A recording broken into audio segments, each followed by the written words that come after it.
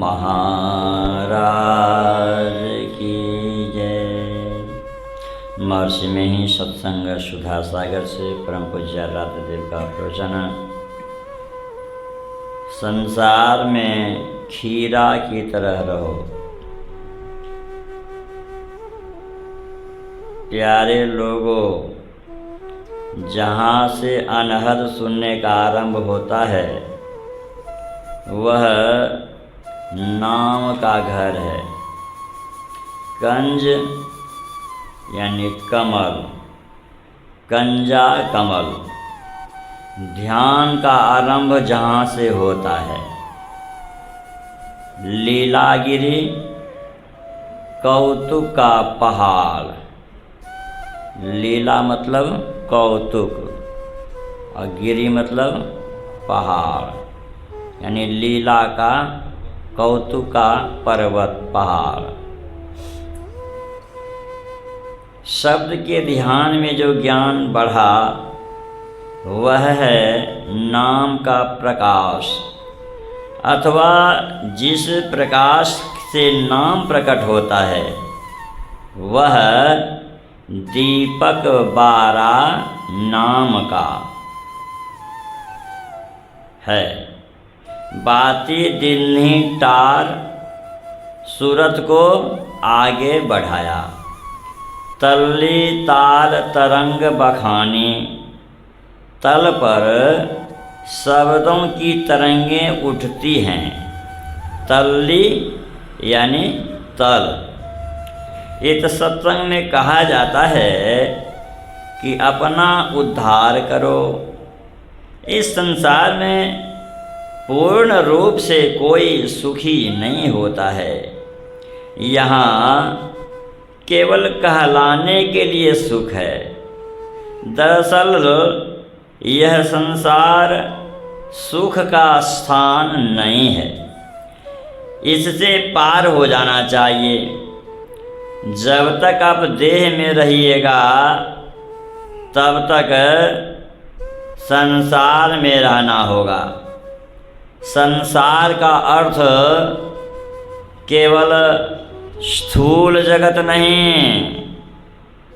जहाँ तक शरीर है। और शरीर कहाँ तक है? कहाँ तक शरीर है, कौन बताएगा? महाकारण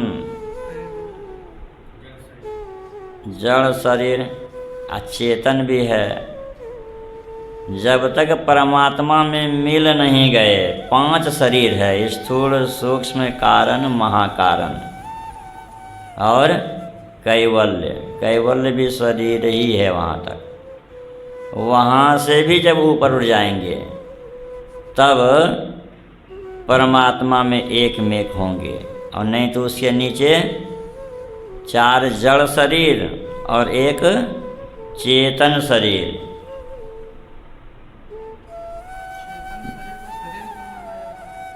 चेतन है ना, उसमें जड़ नहीं है। परमात्मा को प्रत्यक्ष देखते हैं लेकिन मिले नहीं हैं।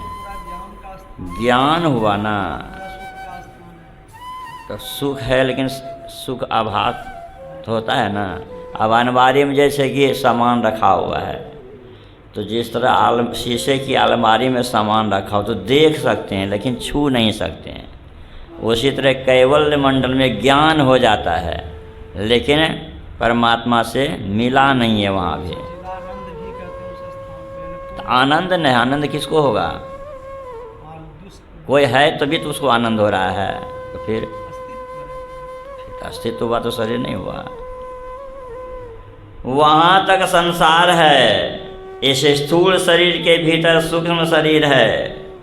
साधारण मृत्यु में केवल स्थूल शरीर चला जाता है, मर जाता है। जीवात्मा मरता नहीं है। सूक्ष्म कारण महाकारण शरीर नहीं मरते हैं। इसके साथ जीवात्मा रहता है।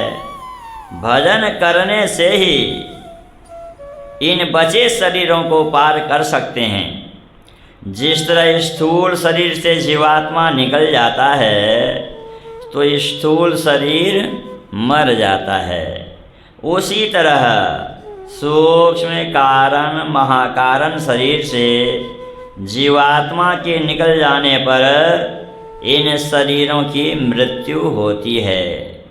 किसी भी लोक में रहिए, किसी भी शरीर में रहिए, स्वर्ग आदि लोक में रहिए, ब्रह्म लोक में रहिए, सभी जगह कष्ट ही कष्ट है। शिवलोक में शिव को भी कष्ट होता है।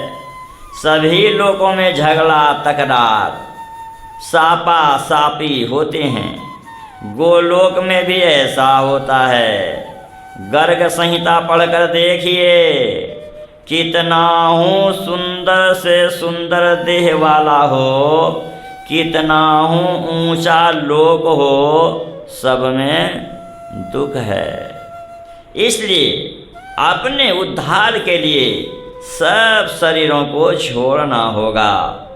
जैसे कोई घर से बाहर जाना चाहे तो पहले घर ही घर चलना पड़ता है। उसी तरह शरीरों से निकलने के लिए शरीर ही शरीर निकलना होगा, और सब शरीरों से निकलने पर परमात्मा की प्राप्ति होती है। चेतन मंडल को कैवल्य मंडल कहते हैं। कैवल्य क्यों कहते हैं? कि उसमें जीव केवल जीव है, इसलिए उसको केवल, कैवल का मतलब केवल, उसी को जीव कहते हैं, उसी को आत्मा कहते हैं। अलग अलग जगह अलग अलग बोलते हैं।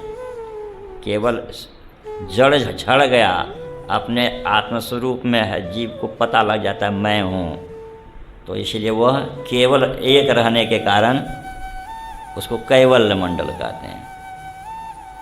अभी आप लोगों ने तुलसी साहब का पद जीव का निबेरा सुना, उसमें अंतर्मार्ग का वर्णन है। संसार में जो कुछ देखने में आता है वह अपने अंदर भी देख सकते हैं। सब शरीरों को छोड़ने का अपने अंदर में ही यत्न होना चाहिए। परमात्मा के दर्शन का यत्न अपने शरीर में ही होना चाहिए। बाहर में जो दर्शन होता है वह माया का दर्शन होता है। हो गया स्पष्ट? बाहर में चाहे कुछ भी दर्शन हो, कैसा भी दर्शन हो, वह दर्शन परमात्मा का दर्शन नहीं होता, माया का दर्शन होता है।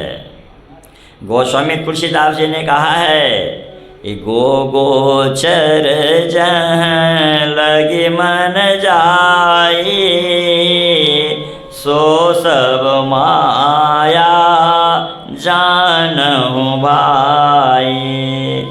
अपने अंदर जो चलता है तो उसको देव रूपों का दर्शन होता है, और अंत में परमात्मा का भी दर्शन होता है। इसका यत्न है, अपने घर में रहो, सत्संग भजन करो, और यह ख्याल रखो कि यह शरीर छोड़ना होगा। घर बढ़िया बढ़िया हो, उसमें अपने आराम किया हो, तो उस सोने के महल में भी कोई नहीं रखता।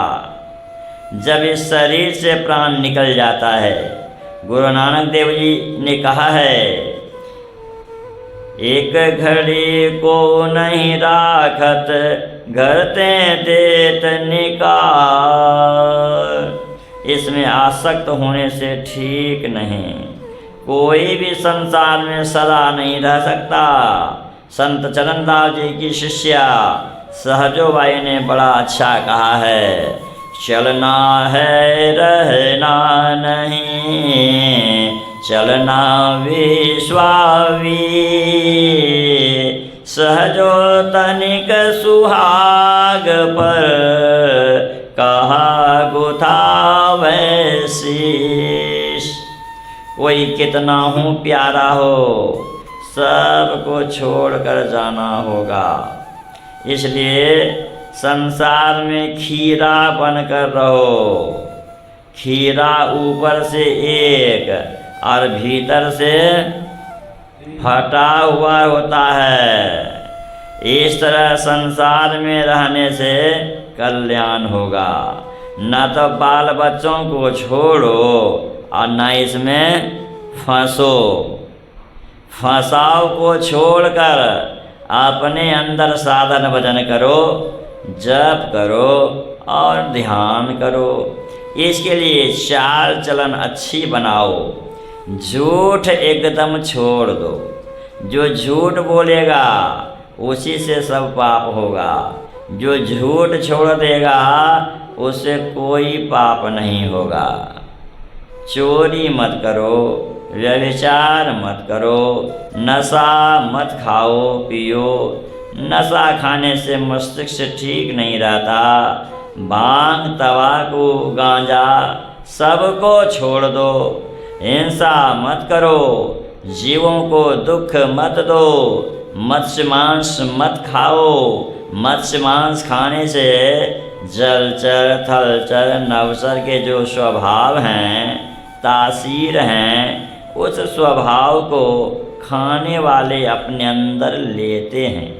अपने शरीर पर विचारिए और उन जानवरों के शरीर पर विचारिए। मनुष्य का शरीर तो देवताओं के शरीर से उत्तम है। फिर इतने पवित्र शरीर में वो पवित्र मांस को देना ठीक नहीं। हिंसा दो तरह की होती है, एक वार्य और दूसरी अनिवार्य। वार्य हिंसा से बच सकते हैं। जिह्वा स्वाद के लिए नाहक जीवों को मारना वार्य हिंसा है, इससे बचना चाहिए। कृषि कर्म जो हिंसा होती है वह अनिवार्य है। अनिवार्य हिंसा से कोई बच नहीं सकता। वार्य हिंसा से बचो। मांस मछली नहीं खाने से सात्विक मन होगा, तब भजन बनेगा। श्री सद्गुरु महाराज की जय। यह प्रवचन खगड़िया जिला के श्री संतमत सत्संग मंदिर रामगंज में दिनांक 29/5/1955 ईस्वी को अपराह्न कालीन सत्संग में हुआ था। जय।